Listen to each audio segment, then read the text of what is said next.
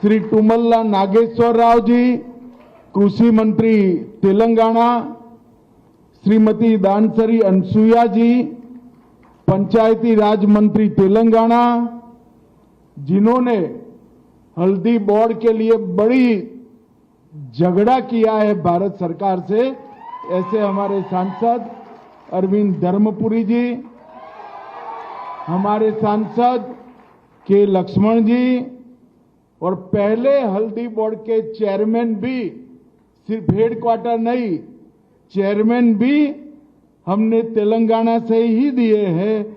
श्री पल्ला गंगा रेड्डी जी, खड़े हो जाइए भाई।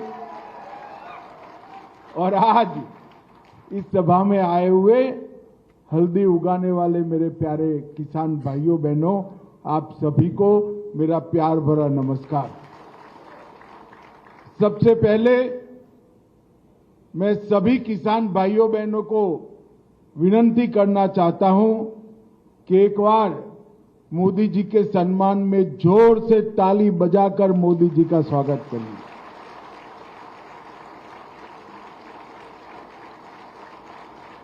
आज मुझे बड़ी खुशी हो रही है कि एक वादा देश के प्रधानमंत्री जी ने देश भर के हल्दी की खेती करने वाले किसानों को किया था, और विशेषकर तेलंगाना और निजामाबाद में किया था।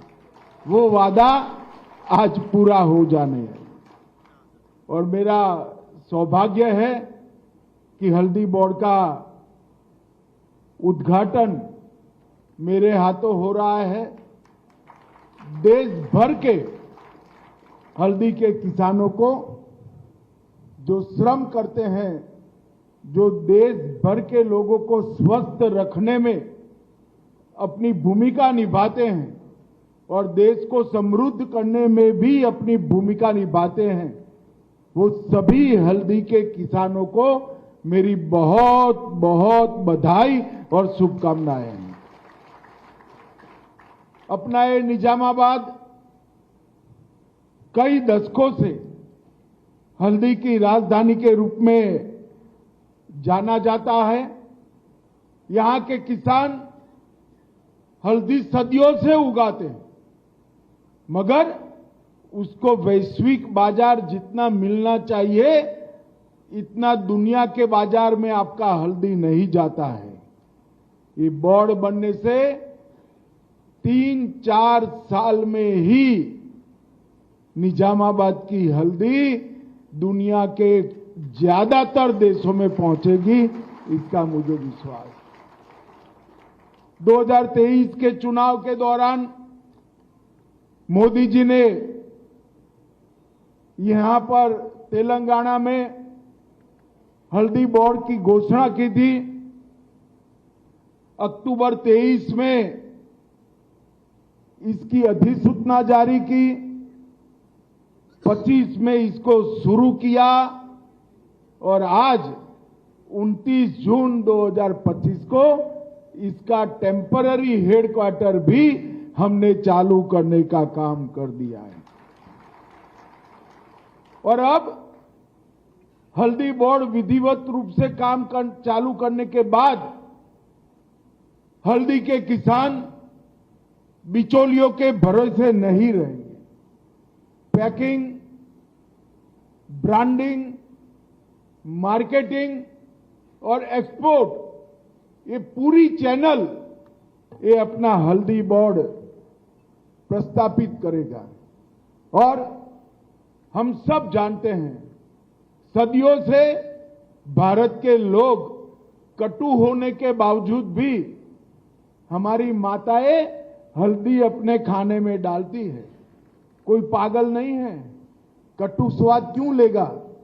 परंतु सबको मालूम है कि हल्दी एंटी वायरल है, एंटी कैंसर है और एंटी इंफ्लेमेटरी है।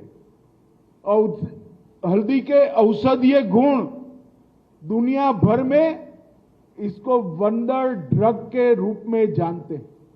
एक आश्चर्यजनक दवाई है जो कई सारे रोगों को एक साथ मानव शरीर से थोड़ी सी मात्रा में खाए तो समाप्त कर देती है। अब ये जो हल्दी को कैसे खाना जाए वो नहीं जानते हैं, इसकी कैप्सूल बनाकर खाते हैं।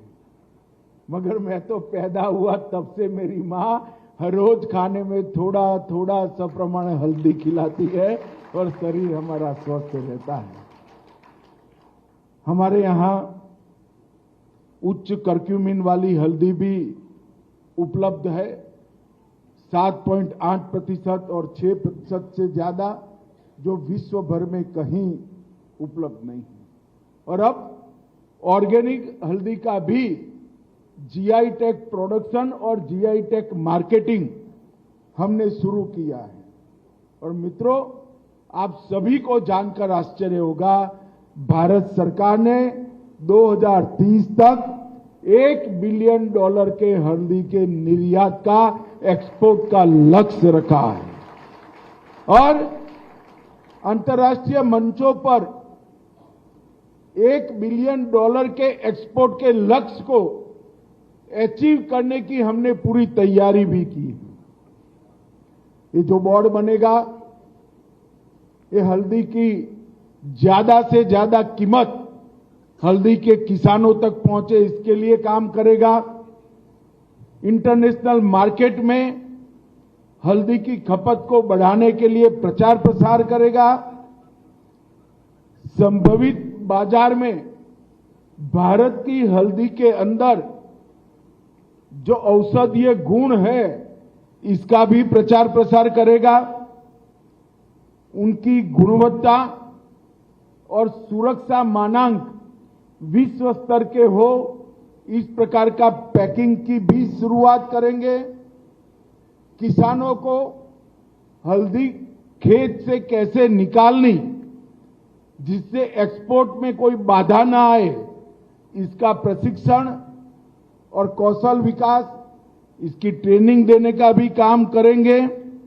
और हल्दी के स्वास्थ्यवर्धक गुणों पर हम रिसर्च एंड डेवलपमेंट कर उसको विश्व के लिए प्रस्तावित करने का काम करेंगे। तेलंगाना में निजामाबाद, जगतियाल, निर्मल और कामारेड्डी जिला भारत के टॉप हल्दी उत्पाद करने वाले जिलों में होता है। और मित्रों, 2025 में हल्दी के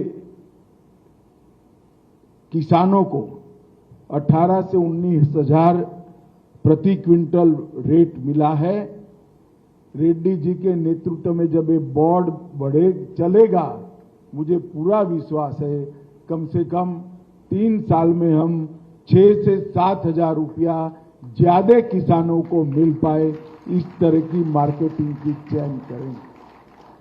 23-24 में भारत में 3 लाख हेक्टेयर में हल्दी हुई है और 10,74,000 10,74,000 टन हल्दी का उत्पाद हुआ है। मोदी जी ने किसान एक्सपोर्ट जो करे, इसका फायदा किसान को मिले, इसलिए cooperative export, Bharat cooperative export limited भी स्थापना की है। और जो ऑर्गेनिक खेती करते हैं, प्राकृतिक खेती करते हैं, इसके लिए भारत ऑर्गेनिक कोऑपरेटिव लिमिटेड की भी स्थापना की है, जिससे आपके ऑर्गेनिक उत्पाद का विश्व में जो दाम मिलेगा, उसका फायदा व्यापारी को नहीं मिलेगा, अपने किसान को मिलेगा। और मैं आज यहां कह कर जाता हूं, बहुत कम समय में इसी शहर में, निजामाबाद में, हल्दी के साथ साथ भारत ऑर्गेनिक कोऑपरेटिव लिमिटेड और भारत कोऑपरेटिव एक्सपोर्ट लिमिटेड दोनों की भी ब्रांच ऑफिस निजामाबाद में खोलकर हल्दी के एक्सपोर्ट को आगे बढ़ाने का हम काम करेंगे। मित्रों, मोदी जी ने एक शासन में एक कल्चर डेवलप किया है कि जो वादा करते हैं वो पूरा करते हैं। 2023 में जो वादा किया था, 28 मई 2025 में आज हेडक्वार्टर समेत पूरी फॉर्मेलिटी पूरी कर दी गई है। मैं हमारे सारे यहाँ जो नेता बैठे हैं, तेलंगाना सरकार के 2 प्रतिनिधि है, भारत सरकार के 2 प्रतिनिधि है, यहाँ के सांसद है, हमारे चेयरमैन साहब है, इस सभी को बहुत बहुत बधाई देता हूं।